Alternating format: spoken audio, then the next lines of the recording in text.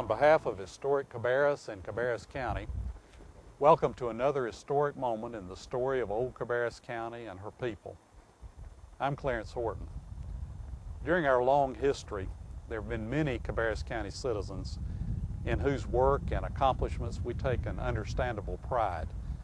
Our story today is about James P. Cook, a Concord resident and newspaper editor whose life work resulted in the establishment of Stonewall Jackson Training School in Cabarrus County, and who gave a new direction to juvenile justice in the state of North Carolina.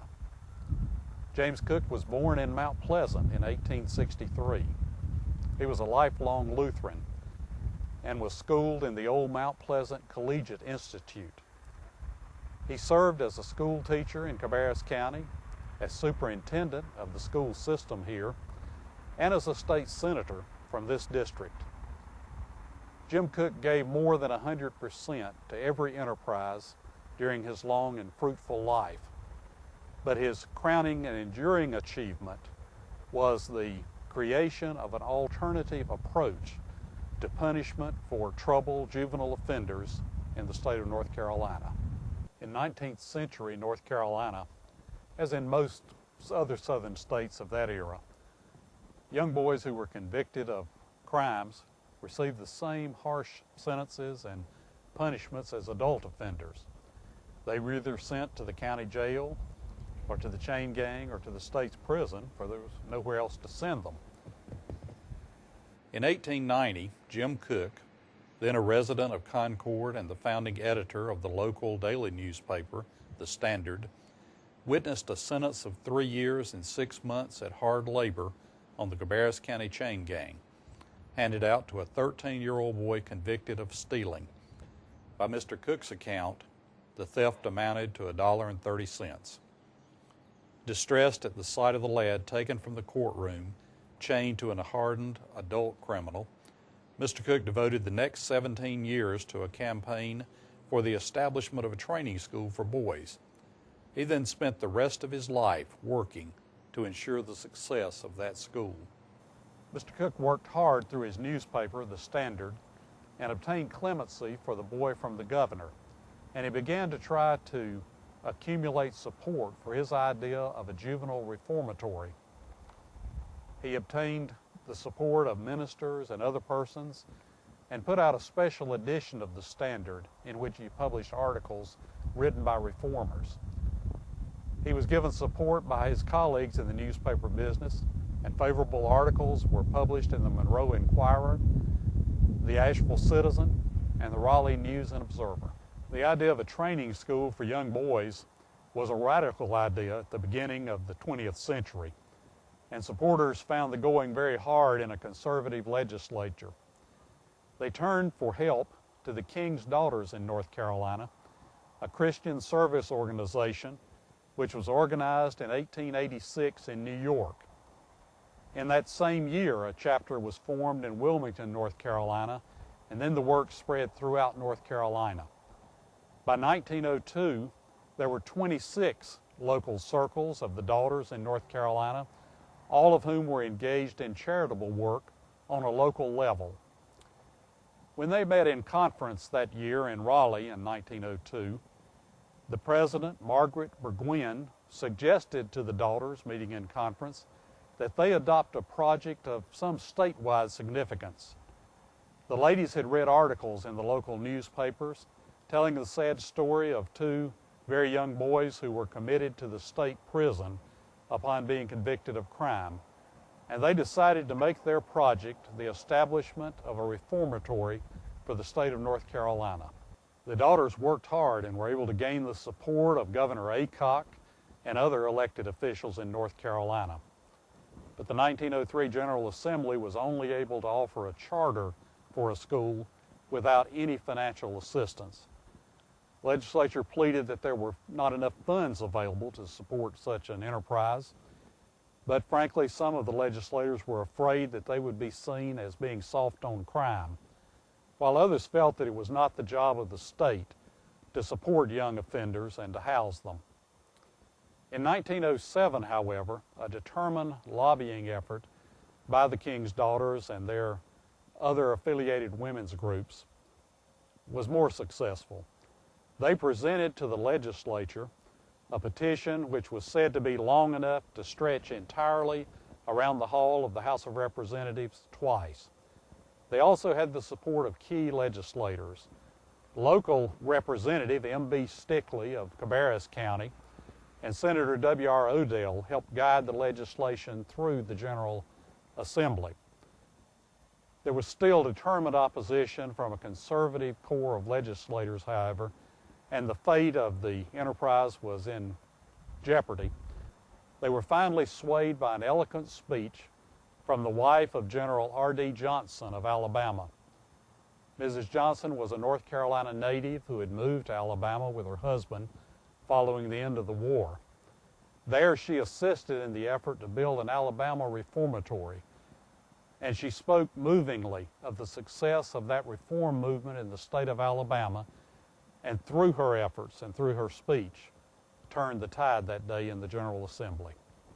Supporters were proud to count among their number Mrs. Marianna Morrison Jackson, a native of Cabarrus County who was then living in Charlotte, North Carolina. Mrs. Jackson was the widow of Confederate General Thomas Jonathan Stonewall Jackson, a hero of the Confederate Army who was killed in the battle at Chancellorsville. Many of the legislators at that time were Confederate veterans, and they were reluctant to pass up the opportunity to honor Stonewall Jackson, who was widely revered among them, and to deny the request of his widow, who was also widely revered among the people of the state. The legislation passed on March 2nd, 1907, with an initial appropriation from the state of $10,000 spread over a 2-year period. It was not only a successful effort for the cause of juvenile justice in North Carolina, it is a remarkable early effort by organized women to reach a political goal, although they did not have the vote at that time, nor were they represented by women legislators. On September 3rd, 1907, Governor R.B. Glenn appointed James P. Cook to the first Board of Trustees for Stonewall Jackson School. The other trustees soon elected him their chair, a post he held for almost 20 years. On September 30th, 1907, the citizens of Concord held a meeting with the goal of obtaining enough funds to purchase land and to have the school located within the boundaries of Cabarrus County. That fundraising effort was successful, and almost 300 acres of land was purchased in Cabarrus County, which is now part of the Concord city limits. That land lay on the edge of what geologists sometimes call the Syenite Ring Dike. Seen from the air, the dike is a 22-mile circle of stones which have been a mystery for many years. Many geologists think they're the remains of prehistoric volcanic activity. In November 1907, school trustees named Professor Walter Thompson, who was then serving as superintendent of the Concord City Schools, to become the first director of instruction for Stonewall Jackson School. Concord banker and businessman Daniel Branson Coltrane agreed to become the treasurer for the school and served in that capacity for many years. The legislation establishing Stonewall Jackson School provided that at least 3 members of the North Carolina branch of the King's Daughters would be named trustees of the school. The King's Daughters were also given the privilege of turning the first ground at the groundbreaking for that historic first building. Before there was any construction, however, the new superintendent and other interested persons visited reform schools in other states to determine the best layout for the cottages which would house the young offenders.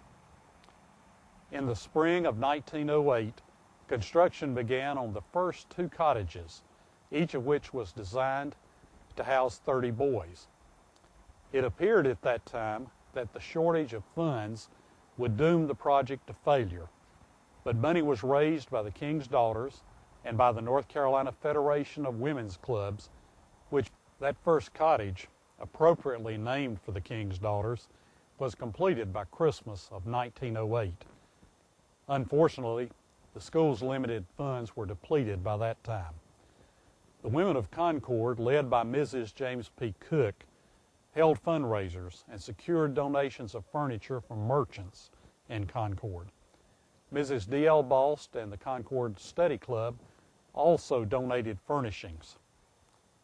The Stonewall Jackson Circle donated additional furnishings to the school and gave a complete set of band instruments to the school at a later time. Mrs. John K. Patterson and the Boys Bible Club of Central Methodist Church also raised funds and made donations to help outfit that first cottage. In 1915, a lovely stone chapel was erected for the use of the students at Jackson Training School. The King's daughters erected the chapel and dedicated it in honor of Margaret Burgwyn, who had served as their president for 23 years. A few years later, a stone bridge was erected across the highway to provide a safe passage for students coming from the school to the chapel. The bridge was dedicated in honor of the North Carolina boys serving in World War I. In 1997, the chapel had fallen into disrepair and disuse after 12 years of not being used for chapel services.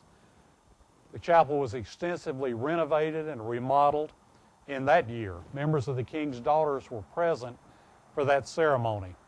Unfortunately, the chapel has again fallen into a state of disrepair after a long period of not being used for services. First pupil arrived at the school on January 12, 1909, which was also Mr. Cook's 46th birthday. When Superintendent Thompson completed his term of service on December 1st, 1913, there were 56 boys in residence at the school. The school was then situated on 300 acres of land. Charles E. BOGER of Cabarrus County succeeded Mr. Thompson, serving for 29 years. When Mr. BOGER retired in 1942, there were 17 cottages, an administration building, a trades building, laundry, bakery, infirmary, dairy, textile plant, ice plant, gymnasium, and 948 acres of land. The administration building was destroyed by fire in 1922 and rebuilt through the generosity of Mrs. J.W. Cannon in memory of her textile pioneer husband, who died in December 1921. The building was thereafter known as the Cannon Memorial Building. The school gymnasium, complete with swimming pool, was built with funds from the Cone family of Greensboro and was completed in August 1938. From the beginning, school officials insisted that a quality education be given to the young men under their care. They were rightfully proud of their staff of certified teachers, their library, visual aids, and the other resources that were available to them. In addition to the more traditional academic instruction, the young men learned useful trades. Many of them worked in the barber shop or in the print shop, at the dairy, on the farm, which was owned by the school.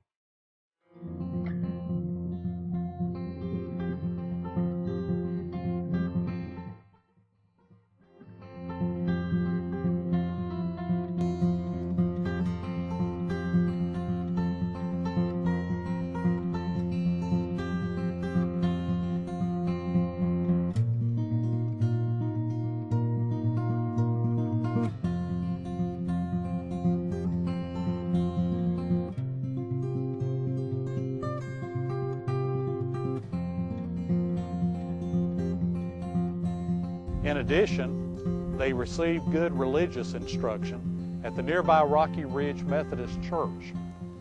Many of them learned discipline for the first time at Jackson School and were often seen marching in military formation to and from chapel and other meetings held on the campus. Under the supervision of James Cook and Jesse C. Fisher, students at the school published a magazine called The Uplift and learned the printing trade. Other young men learned farming by raising their own food on the school's fields.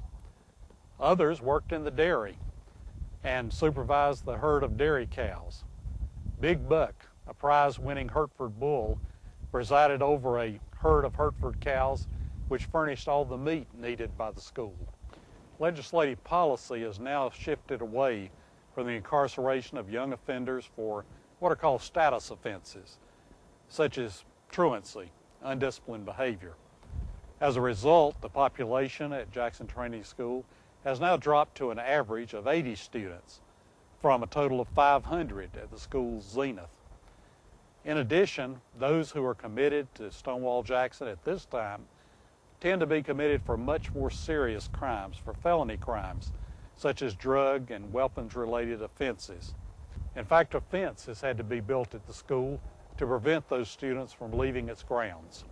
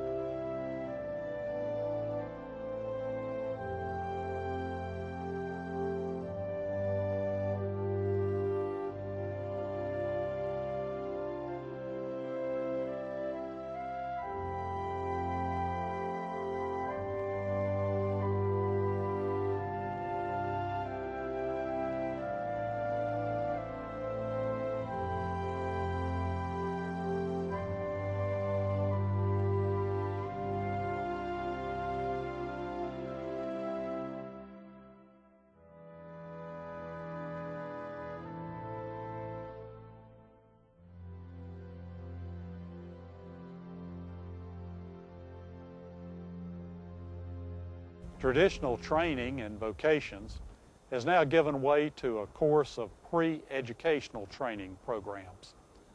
Despite the change in circumstances, Stonewall Jackson School prides itself on furnishing a beneficial placement alternative for young men convicted of crime. At this time, 3 new buildings, each of which would house 32 students, are being planned. Extensive portions of the school property are presently being offered for sale. After his death, newspapers across the state published glowing tributes to James P. Cook. They spoke of him as a visionary reformer and as a savior of young boys. As Stonewall Jackson School rapidly grew, Mr. Cook traveled extensively, raising money for new additions. At his death in 1928, there were 15 cottages at Stonewall Jackson, 9 of which had been raised entirely as a result of his own personal efforts. He traveled extensively, speaking to county commissioners on behalf of his boys and speaking eloquently on their chances of success. With all the tributes, however, I suspect that James Cook would have been most touched by the silent homage paid him by his boys at his funeral. 6 of the young men at Stonewall Jackson were chosen to act as honorary pallbearers and they followed behind his casket as it proceeded to its final resting place in Concord's Oakwood Cemetery. There, the entire 400-person student body stood silently with their heads bowed and uncovered as the casket was lowered. Many of them had tears in their eyes as they witnessed their friend, their protector, their teacher, lowered to his final resting place. Thank you for joining us for another page in the history of Old Cabarrus County. We hope to see you again real soon.